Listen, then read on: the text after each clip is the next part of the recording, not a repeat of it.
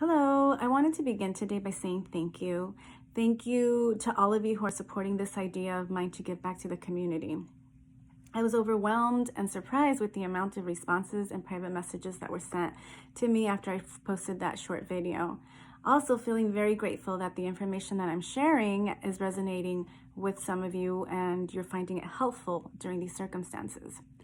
So, I wanted to now touch on this phrase that I've been using. We are all in this together. What does this mean?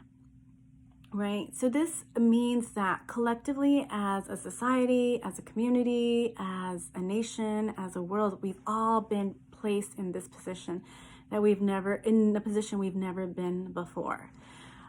Usually, throughout life we experience isolated incidents and circumstances that affect us as people. But this time around, we are all in this collectively experiencing heightened emotions. It's important to remember that every single one of us has a unique experience to what's happening right now. For example, I had some parents reach out to me and say that this pandemic has really brought an opportunity for them to connect with their children.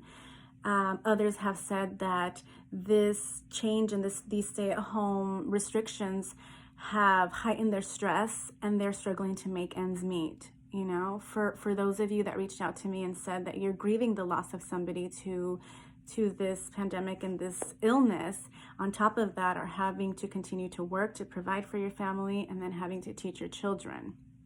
There's others who don't have any children and are struggling to understand their world, how it dramatically shifted and changed from one day to the next. So all of your responses, I read every single one of them, and it really brings to light that although we are all collectively experiencing this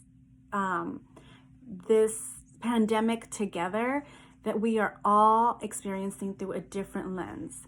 And therefore, we should all be empathic towards each other and non-judgmental. Again, most of us are grieving the life that we knew to the life that now is. Some of us are still not there at the point where this is starting to settle, right?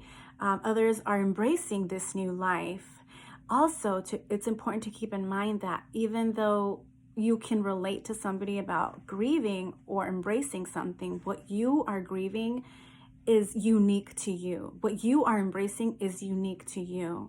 And so remind yourself as you lower these expectations, as you live day by day, that you are entitled to live those very unique experiences, that nobody else has to really understand them, and give yourself permission to do what is right for you and your children during these times.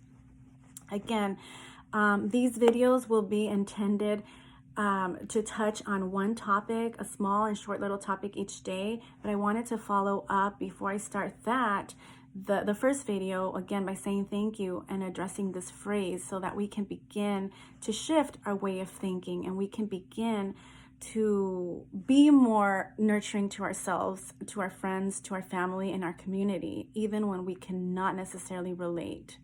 So I look forward to speaking to you and seeing you guys again sometime this week. I hope that this video finds you well, and I will talk to you soon. Goodbye.